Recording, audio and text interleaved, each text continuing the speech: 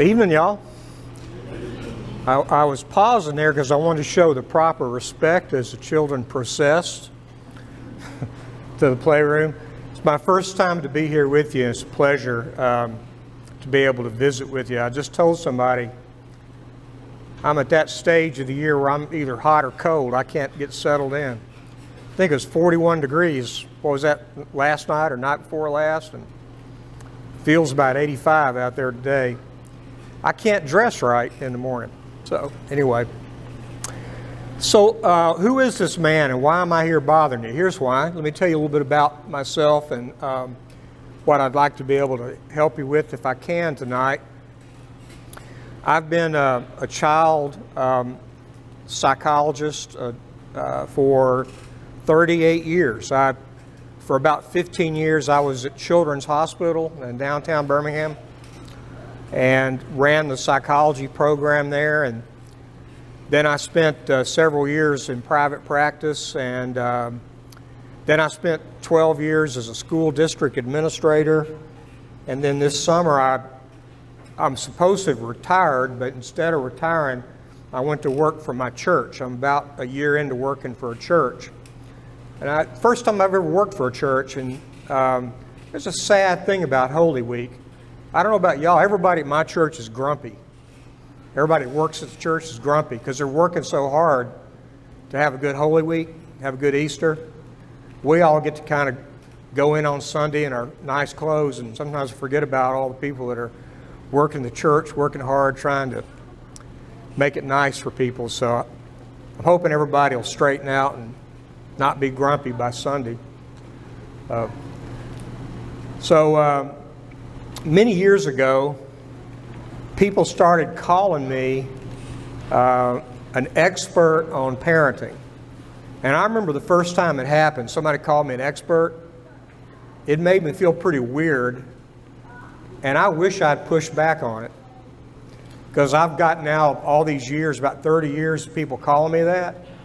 And I tell you why it bothers me. My wife and I raised 3 kids, and we have 3 grandkids now.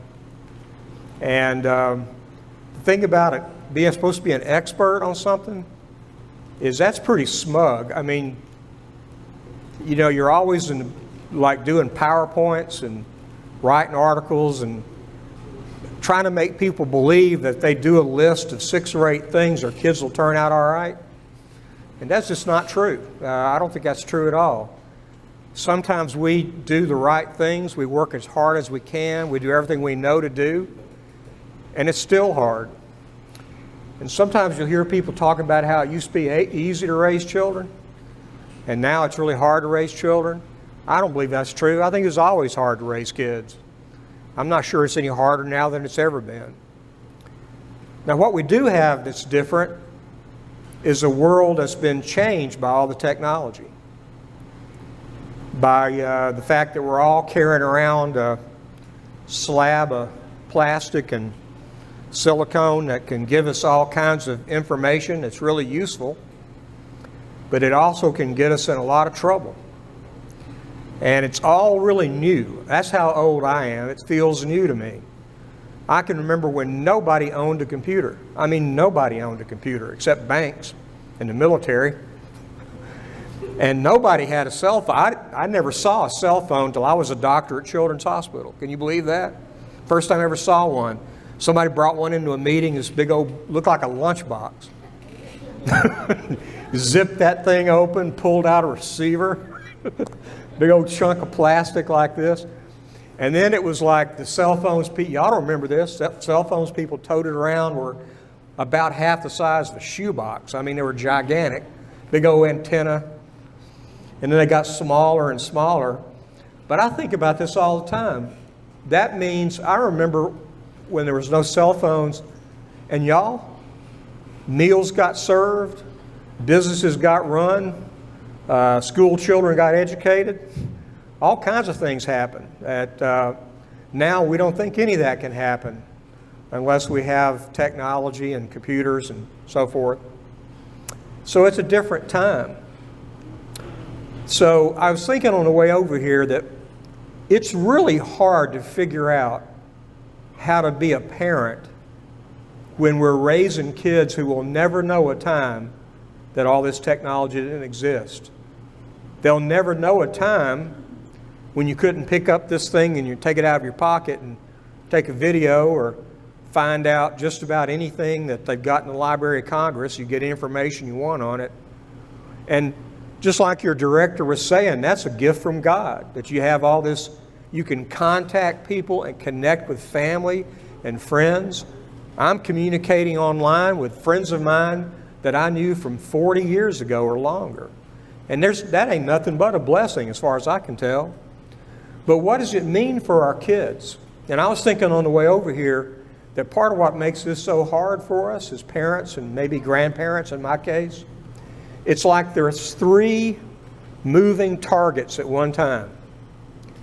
One moving target is our children are changing every day as they develop. And you know, when you're trying to raise kids, you're constantly having to make adjustments in what you do because they're getting older. So like with technology, for example, things that you might do, you might say, well, a 6-year-old shouldn't be doing this with a telephone.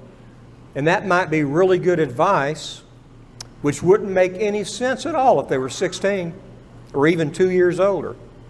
So we're constantly having to make adjustments in how we raise our babies based on the fact they're getting older and developing all the time. That's one moving target. And then a second moving target is the technology itself. Just like I was talking about how it became something nobody had to now something just about everybody's got. And it's still changing. Y'all got 3, 4-year-old babies. Who knows what this is going to look like in 10 or 15 years? I read the other day that Google, I think it's Google, has a patent. Doesn't mean they've invented it yet, but they've patented a thing you stick on your neck that looks like a small Band-Aid that might have enough circuitry in it to be a cell phone. Stuck right here. Pump the sound right into your ear, pick up your voice right here, probably put the display right into your eye. And that may sound like science fiction, but trust me, none of us would ever believe 25 years ago people would have this information in a piece of plastic you'd buy at Walmart, right? So that's a moving target, right? And then there's the third moving target is just trying to figure out how we're going to interact differently with these devices. How we as adults. So let me go ahead and say this to you and I'll get it out of the way. I do lots of talks on this topic. This is the 6th time I've given a talk like this about technology in April. That's unusual, but that's true.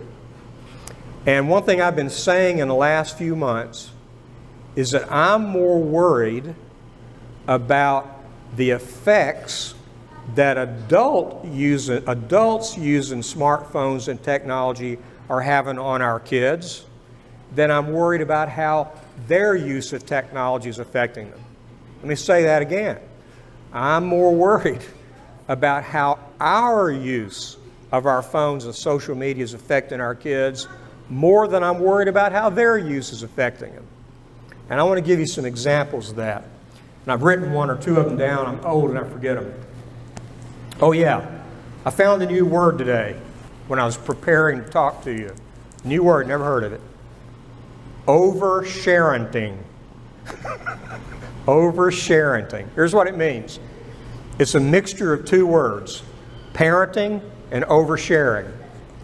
So what it refers to is how we all get on Instagram or Facebook or whatever it is we use, and we take these perfect pictures of our children. We take pictures of our children, our grandchildren, when they're scoring soccer goals, or when they're in the ballet, or when they do this accomplishment, or when they're at church, and for these pictures, they got to look like they're just perfect little children, got to look like little angels, so that everybody can look at our babies on social media and talk about how beautiful they are and how smart they are, and therefore we must be just great people that we've been able to raise those children that way. And what we don't think about is what kind of pressure that puts on our children. What kind of pressure does it put on our children to say, Here you are, I'm showing you to the world so everybody can know I'm good. I'm a good mom, and we don't ask for their permission to show their pictures around all over the world. And get this, y'all, talking about how things have changed. I used to stand up in front of people 15 years ago and say, you need to tell your kids not to share anything about themselves on the internet because there's bad people looking at the internet trying to get at kids. And now what are we doing? We're doing it. They don't have to get on the internet and give out too much information about themselves because we're doing it. We're saying, here's my baby. She goes to so-and-so school. Here's the sport she plays. Here's the place she plays it. We're doing it.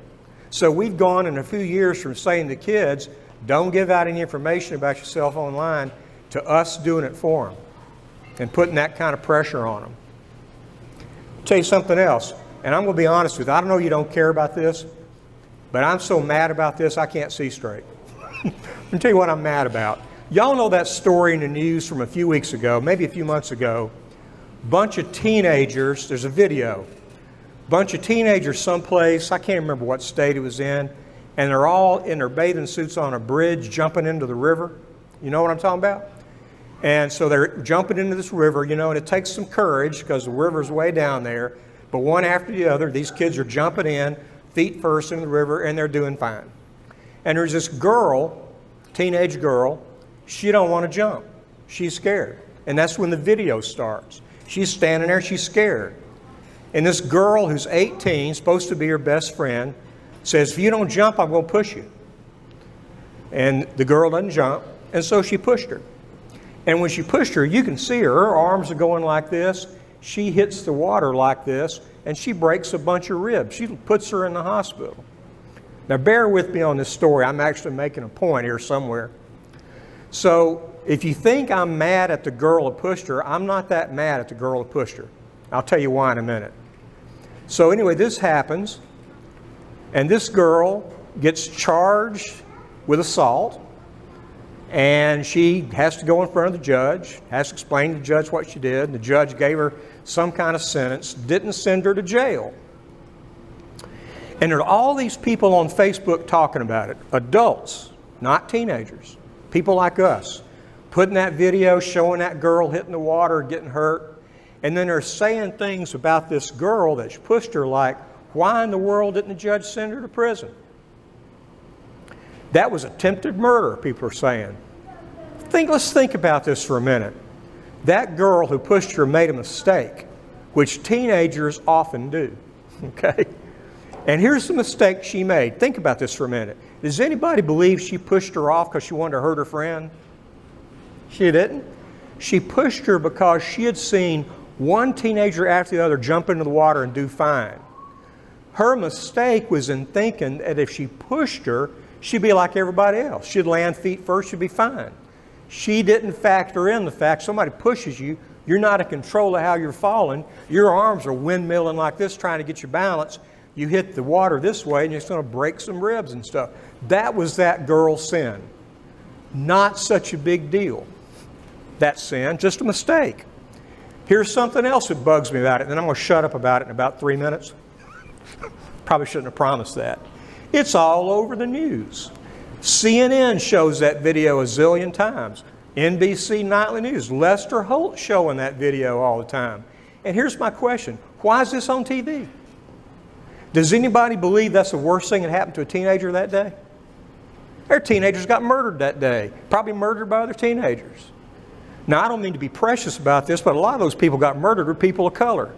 TV loves white female victims. That's part of what happened. But the main thing that happened was just video. And people thought the video was kind of amazing, and so they share it on Facebook. And here's the last thing I'm going to say about it. Adults crucified this young woman on Facebook. Not teenagers. We did. Called her by name. Said she ought to be in prison. Said that people ought to take her out on the street and beat her half to death. Adults did that, not teenagers. So here's all I want to say. I'll say this about it, then I will move on. We really got to start thinking about what we are saying about children on Facebook. All of us have to be thinking about that. Did you hear, this girl at Auburn, gymnast, do you see this story? Girl at Auburn, gymnast, breaks both of her legs when she's doing gymnastics. And there's a video of it. And she had to appear on TV to beg people to stop sharing that video on Facebook. She said, why would people want to be entertained by the fact that I broke 2 of my legs in trying to compete for Auburn? And it's a good point, all right? Another way adults may be hurting young people with their use of social media, and I'm not making this up right now, I came prepared to say this, because we're spending too much time looking at our phones and ignoring our children. All of us are. I got 3 grandbabies. When they come to the house, I'm supposed to be an expert on this stuff, y'all, and when they come to the house, I catch myself all the time and say, what am I doing on my laptop? My grandbabies are here. Don't check your email, fool. Talk to your grandchildren. Play with your grandchildren. I have to catch myself all the time to keep from doing that. I'm supposed to be some kind of expert on it. So I think we're all going to have to really carefully consider the fact that what we're doing with our phones may be more of a problem than what our kids are doing with their phones. All right, let me go through 6 things with you and I'm going to leave you alone. So I got 6 ideas for you I want to share. And turns out, the first letter of these 6 things, if you list them down, spell the word helmet. What is a helmet? A helmet is a thing that protects your head. So if we do these 6 things that spell out helmet, it may be another thing to protect our children's heads. Okay? So that's how I'm trying to remember it, helmet. First thing is going to be, as your kids get older, it's not I hope none of you had 3 or 4-year-olds that are toting around Androids, but it's not going to be long before they're saying things to you like, I am the last child in the 2nd grade who doesn't have a smartphone. Okay? You're going to hear that one. And my suggestion to you is you might approach it this way. A, that's probably not true. You're probably not the last kid in the 2nd grade to get an iPhone or an Android. 2, I don't really care if you are. Somebody's got to be the last child in the 2nd grade to get a smartphone. Builds character, makes you stronger, right? So that's another approach you could take. But we have to find a way to start ignoring that pressure, because y'all, what we've been doing now for 20 years is handing younger and younger children smarter and smarter devices without thinking it through. That's true of all of us. That's true of us as a culture, not just us as individual families. So the H is hold out. Let's not be as we go forward raising our kids and our grandkids, let's try not to be in a hurry. Let's consider that maybe it won't hurt our kids to be among the last ones to get this kind of technology. Maybe that'll make them stronger. Maybe it'll help build character. Second thing's an E, right? So that would be, helps me remember, ease in. So what do we do? What do parents do nowadays and grandparents? We're thinking maybe our child's ready to have a smartphone or a cell phone. So we say, happy birthday. Here's your new cell phone. And they open up their cell phone and they go, yoo, and they're so excited. And they run into their room and they slam the door and they're off to the races, starting to play with and do mischief with their cell phone. I'm going to tell you, I think this is the most ignored advice I give, and there's a lot of competition for that. So I don't think it's a good idea to give these things to kids as gifts. Because when you give somebody a gift, what are you saying? You're saying, happy birthday, listen to me, happy birthday, here is your cell phone. So what the child is hearing is what you're saying. That's theirs. And if you came up to me on my birthday, and why didn't you? It was a couple weeks ago. If you came up to me on my birthday and you handed me an ink pen, happy birthday, Dale, here's your ink pen, you wouldn't call me 3 weeks later and say, are you making responsible use of my ink pen? Because you gave me the ink pen. So if you give somebody a cell phone and you say, happy birthday, here's your cell phone, my 8-year-old loved one, you're saying to them that's their property. When it's their property, they can use it and abuse it the way they want to. So what would ease in mean?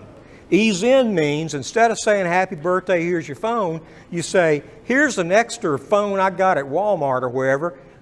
before you get out of the car, take this phone with you and call me if you need me. Call me when you're ready for me to pick up for the scout meeting, a soccer game, whatever it is. And then when you pick them up, you take the phone back. And you do that for a year to get them used to the idea of toting around a phone before you toss them an Android or an iPhone and say, happy birthday, here's your phone. That's an idea for you to think about. L stands for limit. Everybody in the room agree that you can spend too much time in front of the screen? Everybody? Some kind of too much? Something like too much? That means children can spend too much in front of screens. And so one thing we can do is just say to them, you're not going to have that out during church. You're not going to have that out during we're having meals at the dinner table. You're not. And here's the most important, in my opinion, as a doctor. The single best thing you can do as your kids get older and start getting devices is not let them sleep with them. Now, we all do that now, right? How many of you sleep with your phone like a yard from your head?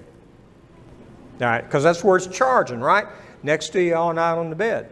That's fine. But think about this for a minute. You're 12 years old or something, and you got your phone up under your pillow because your parents are letting you do it, and you got it on vibrate, and you're getting about 110 notifications during the night, text messages and whatever it is on Instagram, and that's buzzing all night.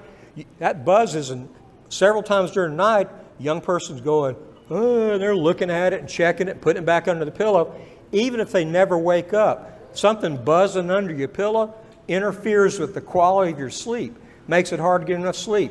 Not getting quality sleep interferes with your health. It's just, I'm going to be blunt, it's just a bad idea to let children sleep, or teenagers for that matter, sleep with their cell phones. That's the limit. M stands for monitor, which means the younger our child is, the more we kind of need to know what they're doing with their devices. So that means having the passwords, being able to pick up that phone and look to see what's going on, to monitor what's going on with the phone. E is encourage other activities. So the more time somebody spends, and this includes us in this room, the more time we spend in front of our screens, the less time we're doing what? Exercising, talking to people face to face, studying if we're in school, getting outside, all kinds of things, sleeping. All those things get reduced if we spend too much time on screens. So we need to make sure we're making a priority out of getting our kids and our grandkids out of doors, outside, doing other stuff so they don't spend all their time looking at screens and having their muscles waste away. T, the last one is we've got to teach by example. Let me give you an example of that. Y'all ready to play? I'm not going to embarrass you individually. I'm going to embarrass us all together. Listen to my question if you would. How many of you believe, by raising your hand, that it's probably true that if you use your cell phone while you're driving, it increases the chances you'll have a wreck? Okay, thank you. How many of you sometimes use your cell phone when you're driving? Come on. Right, everybody does. And how many of you sometimes use your cell phone while you're driving and you have children in the car with you? Okay, all right, let's think about this for a minute. What are we saying? We're saying that we know that if we're on our phones while we're driving, it increases the chances we'll have a wreck, which might mean that you run your car into some other car and end the life of a young mother. Now, if that doesn't follow logically, somebody tell me. Isn't that what that means? That if we're using our phones and we believe it increases the chances we'll have a wreck, it also increases the chances we'll slam into somebody and kill them graveyard dead. Doesn't it mean that? And yet, we're all doing it. So where do we get off pointing at teenagers, by the way, and saying, what's wrong with you guys? The question's, what's wrong with all of us? And if we have children in the car with us when we're on our phones, what's the message we're giving them? We're giving them the message, you can't run your life for a minute without being on the phone. You can't pull over.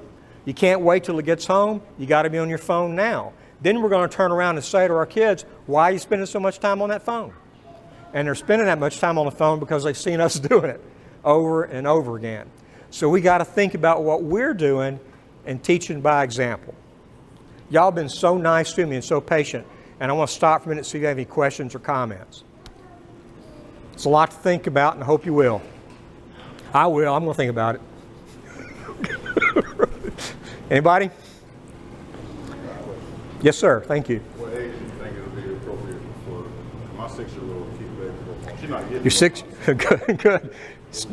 This gentleman says a 6-year-old's asking for a phone. That's become very, very common. And if, like I do a lot of talks in the over the mountain communities, there are people, all kinds of people walking around with smartphones that are 7 years old. And parents think that by doing that, they're making their kids safer because they have a way to get in touch with them and so forth. But in a way, when you think about it, you may be picking up some kind of safety, but you're also picking up a whole bunch of danger when your child's having access to it. Well, I'm going to tell you, nobody's going to like this answer, but if we base that answer on the research that's been on kids and development and the best time to do it for their health, the answer would be wait until 8th, not 8 years old, but 8th grade. Nobody waits that long anymore, but that's what the research would tell us to do. So where that leaves me is stall as long as you can. Put it off, and don't fall for, I'm one of the last ones to get one. Probably not true. B, not your problem. You got to do what you think's right for your baby and not somebody else. Thank you for that question. Anybody else? All right, it's a pleasure to be with y'all. Thanks so much for having me at your school.